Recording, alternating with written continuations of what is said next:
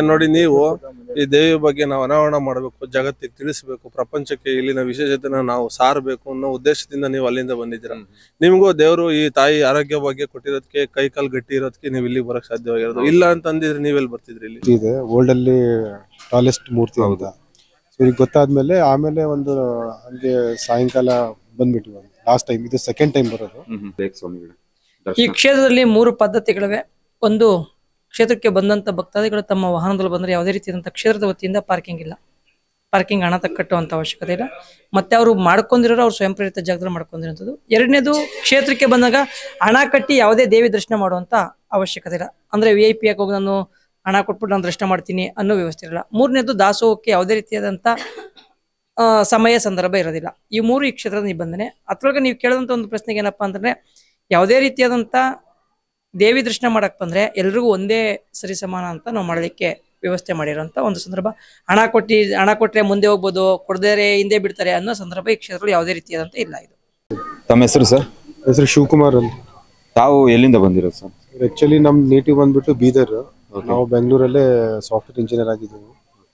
ಈ ದೇವಸ್ಥಾನದ ಬಗ್ಗೆ ಯಾವಾಗ ಗೊತ್ತಾಯ್ತು ಅಂದ್ರೆ, ನಮ್ ಶ್ರೀಮತಿ ಅವರಿಗೆ ಯಾರೋ ಹೇಳಿದ್ರಂತೆ, ಅಂದ್ರೆ ಈ ತರ ಗೌಡ್ರಗೇರಿಯಲ್ಲಿ ಈ ತರ ದೇವಿ ಮೂರ್ತಿ ಇದೆ, ವರ್ಲ್ಡ್ ಅಲ್ಲಿ ಟಾಲೆಸ್ಟ್ ಮೂರ್ತಿ ಅಂತ. ಸೊ ಈಗ ಗೊತ್ತಾದ್ಮೇಲೆ ಆಮೇಲೆ ಒಂದು ಹಂಗೆ ಸಾಯಂಕಾಲ ಬಂದ್ಬಿಟ್ವಿ. ಲಾಸ್ಟ್ ಟೈಮ್ ಇದು ಸೆಕೆಂಡ್ ಟೈಮ್ ಬರೋದು. ಫಸ್ಟ್ ಟೈಮ್ ಬಂದ್ಬಿಟ್ಟು ಇಲ್ಲೆಲ್ಲ ಕೇಳಿದ್ವಿ ಈ ತರ ಸೇವೆಗಳು ಇದೆ ಅಂತ. ಅದ್ರಲ್ಲಿ ಒಂದು ಸೇವೆ ಇದು ಕಾಯಿ ಸೇವೆ ಮಾಡಿದ್ವಿ. ಸೊ ಇಲ್ಲಿ ಕೇಳಿದಾಗ 7 ಸರ್ತಿ ಬರ್ಬೇಕಂತ ಹೇಳಿದ್ರು. ಸೊ ಇದು 2ನೇ ಸರ್ತಿ ನಮ್ದು ಬಂದಿರೋದು. ಇನ್ನು 5 ಸತಿ ತಾಯಿನೇ ಮಾಡ್ಕೊಂಡು ಇವತ್ತು ನಮ್ದು ನಾವು ಯಾರ್ದೋ ಒಂದು ಗೃಹ ಪ್ರವೇಶ ಐತಿ ಸರ್, ಕೆಂಗೇರಿ ಹತ್ರ. ಸೊ ಜಸ್ಟ್ ಅಲ್ಲಿ ಬಂದಿವಿ, ಅಲ್ಲಿ ಬರ್ಬೇಕಂತ ಬಂದಿವಿ. ಆಮೇಲೆ ಇಲ್ಲಿ ಬಂದ್ಮೇಲೆ 1 ಅವರ್ ಇತ್ತಲ್ಲ ಇಲ್ಲಿ, ಸೊ ಬಂದ್ಬಿಟ್ಟು ಹೋಗೋದನ್ನ. ಆಕ್ಚುಲಿ ಮಾರತಹಳ್ಳಿಯಲ್ಲಿ ಇರೋದು. ಸೊ ಹಂಗೆ ಬಂದ್ಬಿಟ್ವಿ. ಸೊ ತಾಯಿ ಕರ್ಸ್ಕೊಂಡಾಗ ಅಷ್ಟೇ ಬರೋದು, ನಾವು ಏನು ಪ್ಲಾನ್ ಮಾಡಿ ಬರ್ಲಿಲ್ಲ ಈ ಸಲ. ಇಡೀ ಚರಾಚರ ಜಗತ್ತಿಗೆ ಆ ಸೃಷ್ಟಿಗೆ ಕಾರಣ ಬಂದು ತಾಯಿ. ಹೌದು. ಆ ತಾಯಿನ ನೋಡೋದಕ್ಕೆ ನೀವು ಇಲ್ಲಿವರೆಗೂ ಬಂದಿದ್ರ? ನಿಮ್ ಸಮಸ್ಯೆಗಳು ಇಟ್ಕೊಂಡ್ ಬಂದಿದ್ರೆ ಇಲ್ಲ ತಾಯಿ ದರ್ಶನ ಮಾಡೋದಕ್ಕಂತ ಬಂದಿದ್ರ? ಸರ್ ನಾವು ದರ್ಶನ ಮಾಡಕ್ಕಂತ ಬಂದ್ವಿ. ದರ್ಶನ ಮಾಡಕ್ ಬಂದಾಗ ತಾಯಿ ಹತ್ರ ಬಂದ್ರೆ ನಮ್ ಕಷ್ಟ ಎಲ್ಲ ತಾಯಿನೇ ಇದು ಮಾಡೋದಲ್ವಾ.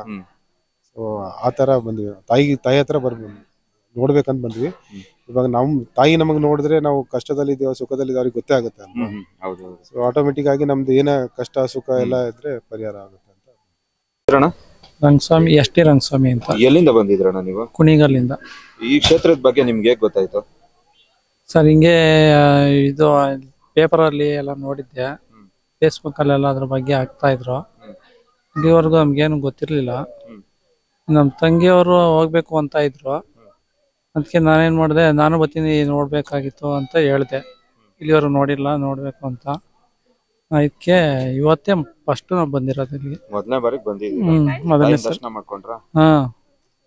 ದರ್ಶನ ಎಲ್ಲ ಆಯ್ತು. ಈಗ ಮನೆಗೆ ಹೋಯ್ತಾ ಎಲ್ಲ ಮುಗೀತು. ತಾಯಿನ ನೋಡೋದಕ್ಕೆ 2 ಕಣ್ಣು ಸಾಲುತ್ತಾ? ಹೌದು ಸರ್. ಇಲ್ಲಿ ಹೇಳಂಗೆ ಇಲ್ಲ ಅದ್ರ ಬಗ್ಗೆ, ದೇವ್ರ ಬಗ್ಗೆ ಏನ್ ಮಾತಾಡಂಗಿಲ್ಲ. ಅಮ್ಮ ತಾವ್ ಎಲ್ಲಿಂದ ಬಂದಿದ್ರ? ಓಕೆ, ಬೆಂಗಳೂರಲ್ಲಿ ಎಲ್ಲಮ್ಮ? RR ನಗರ. ಇದು ನೀವು ಬಂದಿರೋ ಫಸ್ಟ್ ಟೈಮ್? ನಾನು ಸುಮಾರು ಫೇಸ್ಬುಕ್ ಅಲ್ಲೆಲ್ಲ ನೋಡ್ತಾ ಇದ್ದೆ. ಒಂದ್ಸಲ ಹೋಗ್ಬಿಟ್ಟು ಬರೋಣ ಅಂತ 3-4 ಸಲ ಹೊರಟ್ವಿ, ಬರೋದಕ್ಕಾಗ್ಲಿಲ್ಲ. ಈ ಸಲ ಬಂದಿದೀವಿ, ನೋಡೋಣ ನಮ್ಮ ಕಷ್ಟಗಳೆಲ್ಲ ಬಗೆಹರಿ. ಗೌಡನಗೆರೆ ಶ್ರೀ ಕ್ಷೇತ್ರದಲ್ಲಿ ಸಂಬಂಧಿಕರು ಸಿಕ್ಕಿದಾರ, ಅವನ್ನ ಮಾತಾಡ್ಸೋಣ. ಸರ್ ತಮ್ಮ ಹೆಸರು? ಸರ್ ಸತ್ಯನೇಶ್ ಅಂತ. ನೀವು ಈ ಕ್ಷೇತ್ರ ಹೇಗ್ ಗೊತ್ತಾಯ್ತು ಸರ್? ಹಿಂಗೆ ಯಾರೋ ಸ್ನೇಹಿತರು ಹೇಳಿರು, ಯೂಟ್ಯೂಬ್ ಎಲ್ಲ ನೋಡುದು ಗೊತ್ತಾಯ್ತು. ನೋಡೋಣ ಅಂತ ಮದ್ದೂರು ಹೋಯ್ತು, ಹಿಂಗೆ ಬಂದ್ವಿ. ಎಷ್ಟನೇ ಬಾರಿ ನೀವು ಸರ್? ಫಸ್ಟ್ ಟೈಮ್ ಇದೆ. ಹೇಗ ಅನಿಸ್ತಾ ಇದೆ ಸರ್ ಕ್ಷೇತ್ರದ ಬಗ್ಗೆ? ತುಂಬಾ ಚೆನ್ನಾಗಿದೆ, ಒಳ್ಳೆ ವ್ಯವಸ್ಥೆ ಇದೆ.